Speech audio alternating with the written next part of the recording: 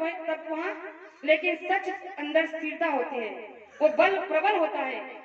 सत्य आपको परेशान करेगा लेकिन पराजित नहीं।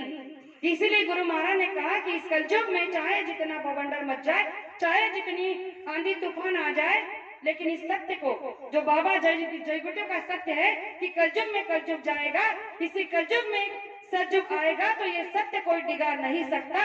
ये गुरु महाराज की भविष्यवाणी है। जय गुरुदेव। तो हमें इस सत्य के साथ में जुड़े रहना है कि मालिक ने कहा है तो अवश्य होगा, क्योंकि ये हमारे आपकी वाणी नहीं, ये ब्रह्मांड की वाणी है।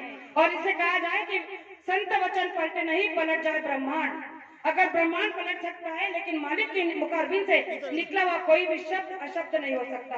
प्रेमियों, ये कलयुग है और इस कलयुग में हमारे आपके लिए बहुत बड़ी बात गुरु महाराज ने इस सत्संग के माध्यम से कही है, जो बहनों के लिए मैं कहना चाहती हूँ कि आज का वर्तमान समय में थोड़ा पेश करना चाहती हूँ कि आज का वर्तमान समय कैसा है। आज का वर्तमान समय अगर आप आंखें खोलकर देखोगे तो घर से बाहर कदम रखने का भी नहीं है, इतना दूषित वातावरण इस कलयुग का हो चुका है। आप कहोगे कैसे? गुरु महाराज ने कहा कि आगे चलकर कलयुग में इतना कलयुग फैल जाएगा कि जिसकी चरण सीमा कोई लांघ नहीं सकता, कोई नाप नहीं सकता, वो अपनी मर्यादा से बाहर हो जाएगा। तो गुरु महाराज ने हम बहनों के लिए एक आदेश जारी किया है कि अगर बहनें अपने जामा को संभाल कर रख सकती है, अपने पतिव्रता धर्म को संभाल कर रख सकती है, अपने पतिव्रता धर्म को संभाल कर, अपने पवित्रता को संभाल कर रख सकती है, या फिर आने वाले समय से लड़ना चाहती है, तो अपने पतिव्रता धर्म की पालना करना चाहिए। ये गुरु महाराज का सख्त आदेश है। तो गुरु महाराज ने हम बहनों को एक जिम्मेदारी दी है कि कल का आने वाला सूरज, अगर अपने बच्चों का भविष्य अच्छा बनाना आप चाहते हो, अपनी बच्चियों का भविष्य अच्छा बनाना चाहते हो, तो उन्हें सही शिक्षा दो, सही परवरिश दो, सही संस्कार दो।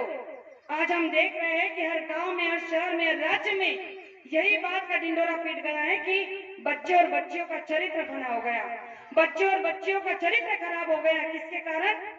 मांस और शराब के कारण। आज बड़े बड़ी सिटियों में मैं देखती हूँ, जहाँ मुंबई, पुणे, बेंगलोर जैसे सिटियों में मैं कई बार रहती हूँ, जाती हूँ, तो वहाँ का जो वातावरण में देखती हूँ तो रूह कांप उठती है कि लड़कियां भी शराब, गांजा, चरस, ड्रग्स, सिगरेट, पता नहीं क्या क्या नशा करती है, लिविंग में रहने लगी है। तो गुरु महाराज ने कहा कि ये सब अपने माता पिता के कारण हुआ। अगर माता पिता अपने बच्चों को सही संस्कार देते तो आज बच्चों का ये जो चरित्र है पतन नहीं होता।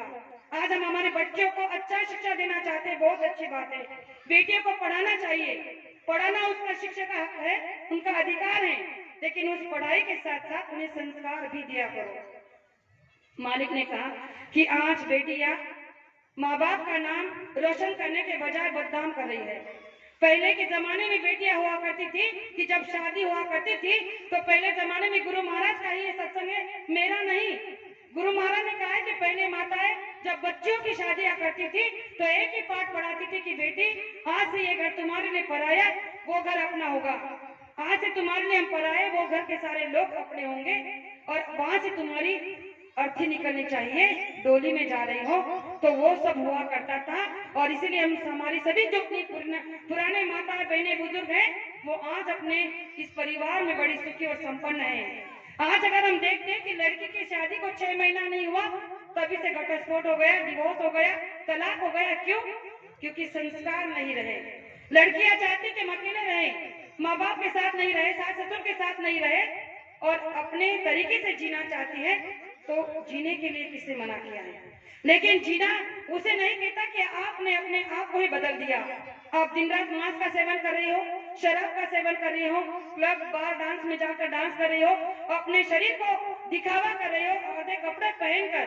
तो गुरु महाराज ने कहा कि जब बहनों का जामा उतर जाएगा, बहनों के सर से पल्लू हट जाएगा, तो इस संसार में पाप को कोई रोक नहीं सकता, परिवर्तन को कोई रोक नहीं सकता। इसीलिए इस धरती पर अब इस कलयुग में इस परिवर्तन की बेला को बदलने की जिम्मेदारी हम सब बहनों की है। अगर हम अपने परिवार में ये ठान ले कि बेटी को पढ़ाना जरूरी है, लेकिन पढ़ने के साथ साथ उसे ये संस्कार भी देना जरूरी है कि तुम माता पिता के अनुशासन में रहोगी, ना कि किसी दोस्त और अपनी मैत्री की खातिर किसी के साथ में कोई भी गलत बात करोगी, अगर ये शिक्षा हम देंगे और इसी शिक्षा के साथ बेटियों की शादी करेंगे तो गुरु महाराज ने कहा कि फिर कोई तलाक नहीं होगा, कोई डिवोर्स नहीं होगा, कोई माता पिता वृद्धाश्रम में नहीं रहेंगे, कोई माता पिता अपने बच्चों से अलग नहीं होंगे। आज कितने वृद्धाश्रम खुल गए हैं, कितने ओल्ड एज होम खुल गए हैं, जिनके बारे में मुंह से शब्द निकलना नहीं चाहता। वहां जाकर देखो उनका दर्द। मैं कई बार ऐसे ओल्ड एज होम में गई हूँ तो आंखों से आंसू नहीं खून टपकने लगता है। बूढ़े बूढ़े माँ बाप जिनके बच्चे अमेरिका, लंदन, यूरोप में पढ़ते हैं, जिनके बच्चे दिल्ली, नोएडा में, मुंबई में पढ़ते हैं, बड़े बड़े जिम्मेदार हैं, बड़े बड़े अधिकारी हैं, वो माँ बाप वहाँ ओल्ड एज होम में, वृद्धाश्रम में 4x4 के खोली में अपना बुढ़ापा गुजार रहे हैं, इस आस में कि एक आखिरी बार हमारा बेटा हमसे मिलने आए।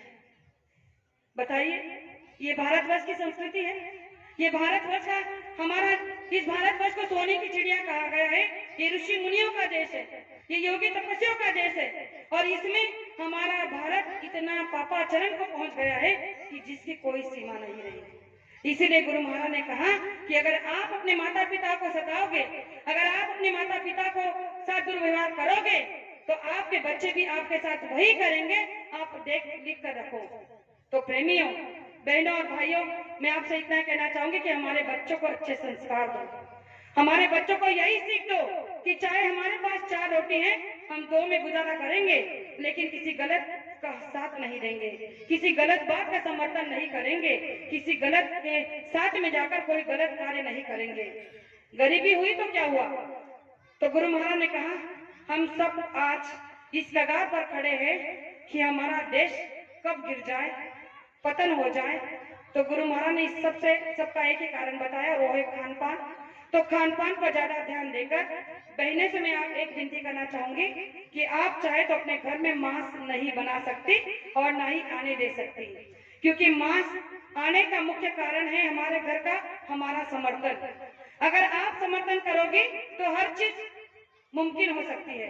तो आज से ये संकल्प कर लो नए साल 2026 का कि हमारे घर में आज के बाद ना मांस आएगा, ना मांस पकेगा, ना शराब कोई पीकर आएगा। गुरु महाराज ने कहा कि अगर बहनों ने ये बीड़ा उठा लिया तो देश को बदलने में देर नहीं लगेगी। जय गुरुदेव। बहनों, हम सत्संग में क्यों जाती है?